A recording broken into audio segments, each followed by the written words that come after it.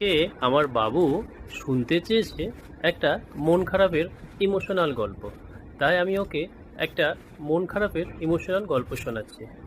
বাবা, আমাকে একটা মন খারাপের গল্প বলো তো। জানো তো, একটা মধ্যবিত্ত পরিবার ছিল। সেখানে হাজব্যান্ড ওয়াইফ দুজনে মিলেই কাজ করত। তাদের একটা ছেলে হয়েছিল।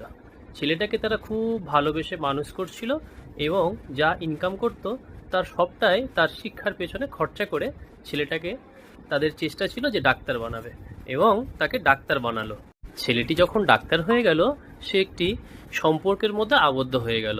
সম্পর্কটা এমন ছিল, খুব সুন্দরী এবং খুব ধনী পরিবারের একটি মেয়ে তাকে বিয়ের প্রস্তাব দিল এবং ছেলেটি সেই প্রস্তাবে সম্মত হয়ে তাকে বিয়ে করে নিল। কিছুদিন খুব ভালোই চলছিল এবং সুখে স্বাচ্ছন্দ্যে ছিল। মা বাবাও তাদের যেন স্বপ্ন পূরণ হয়েছে বলেই মনে করছিল। কিছুদিন না যেতে যেতে ছেলেটির বউ তাকে প্রস্তাব দিল যে হয় তুমি তোমার মাকে পছন্দ করো আর না হলে আমাকে পছন্দ করো, কোনো একজনের সঙ্গেই তোমাকে থাকতে হবে।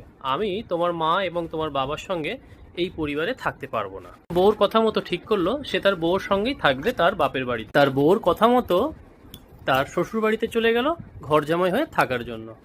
এদিকে তার বাবার মায়ের দুজনের তো প্রচণ্ড বয়স হয়েছে। মা কি খাবে, কি করে চলবে, এইসব ভাবতে ভাবতে অসুস্থ হয়ে পড়ল। তার ছেলেটি কয়েক বছর হয়ে গেছে, অথচ মা বাবার কোনো খোঁজ নেয়নি। ছেলেটির মা অসুস্থ হয়ে পড়েছে, ঘরে খাবার কোনো জিনিসপত্র নেই এবং উপার্জনও নেই। তাই ছেলেটির বাবা ঠিক করলো সে রিক্সা চালাবে। দিন যায়, অভাব বাড়তে থাকে, তাই শেষেমেশে তাকে রিক্সা চালাতে হয়। কিন্তু রিক্সা চালালে যে ছেলের অপমান হবে, ছেলে যে ডাক্তার, তাই তিনি ঠিক করলেন প্রতিদিন রাতে তিনি রিক্সা নিয়ে চালাবেন মুখে কাপড় বেঁধে।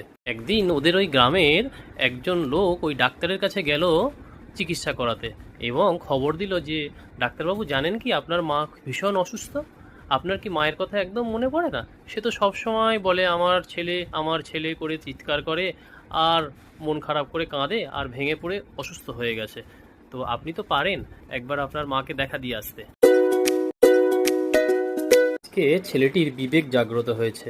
সে ঠিক করেছে আজকে সে যেভাবেই হোক তার মায়ের কাছে যাবে মাকে দেখতে। কিন্তু কিভাবে যাবে? আজকে অমাবস্যার মতো রাত এবং প্রচণ্ড বৃষ্টি হচ্ছে, সঙ্গে বজ্রপাত। সে রিক্সা স্ট্যান্ডে গিয়ে একটি রিক্সা দেখতে পেল। তাকে দেখতে পেয়ে তাকে ডাকলেন, এই রিক্সাওয়ালা, এদিকে এসো, অমুক জায়গায় যাবে কি, সেখানে আমার বাড়ি, তুমি নিয়ে যাবে? রিক্সাওয়ালা ছেলেটিকে দেখে চিনতে পারলো এটা সেই তার ডাক্তার ছেলে। কিন্তু ছেলে তো তাকে চিনতে পারলো না, তার যে মুখ বাঁধা আর অমাবস্যা রাত, প্রচণ্ড অন্ধকার, তাই তার বাবাকে সে চিনতে পারলো না। রিক্সাওয়ালা যখন রিক্সা চালাতে শুরু করলো তখন তিনি খুব আস্তে আস্তেই চালাচ্ছিলেন। তাই ছেলেটি তার পিঠে ধাক্কা দিয়ে বললেন, এই রিক্সাওয়ালা, তুমি জোরে চালাতে পারছো না রিক্সা? কিছু কি খাওনি? তোমার এত বয়স হয়েছে তবুও তুমি রিক্সা চালাচ্ছ? তোমার বাড়িতে কোনো বাচ্চা কাচ্চা নেই? তোমার কোনো ছেলে নেই যে খেটে তোমাকে খাওয়াবে? কেমন ছেলেকে তুমি জন্ম দিয়েছো যে তোমার কোনো খেয়াল রাখে না? তুমি এত রাতে রিক্সা চালাচ্ছ এই জীর্ণ শরীর নিয়ে, এই রাতের অন্ধকারে রিক্সা চালাতে তো পারছো না, আমাকে যদি যেতে হবে বলছে আর পিঠে ধাক্কা মারছে। রিক্সাওয়ালা বাবা প্রচণ্ড কষ্ট পাচ্ছে আর কাঁদছে। আজকে আমার ছেলে আমার পেছনে বসে আছে আর আমি এ থেকেই মানুষ করেছি আর এই সব কথা বলছে। তারপর আস্তে আস্তে যখন চালিয়ে চালিয়ে তার বাড়ির সামনে আসলো, দেখলো বাড়ির সামনে কিছু ভিড়, মানুষ সব এক জায়গায় দাঁড়িয়ে রয়েছে। রিক্সা থেকে নেমে ছেলে যখন সেই বাড়ির দিকে গেল, ভিড় দেখলো, জিজ্ঞাসা করলো যে এখানে ভিড় কেন, কি হয়েছে? তখন প্রতিবেশীরা বলল, এখানে যে মহিলা থাকতেন একটু আগেই তিনি মারা গেছেন।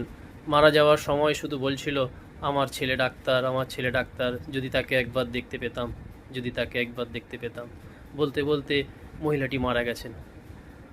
ছেলেটি শুনে হাউ হাউ করে কাঁদছে আর বলছে, আমি সেই হতভাগা ছেলে, আমি আমার মাকে খেয়াল রাখিনি, আমি বউর কথা শুনে চলে গেছিলাম ঘর জামাই হয়ে থাকতে, আমি বড় ভুল করেছি, আপনারা আমাকে ক্ষমা করে দিন, আমি কীভাবে ক্ষমা পাবো সেই কথা আপনারা বলুন। পর ছেলে জিজ্ঞাসা করলো, এই ভদ্র মহিলা যিনি ছিলেন এনার স্বামী কোথায়? বলে, এনার স্বামীকে তুমি চেনো না? তোমার পেছনেই দেখো মুখে গামছা বেঁধে যে ভদ্রলোকটা দাঁড়িয়ে আছে ওটাই এনার স্বামী।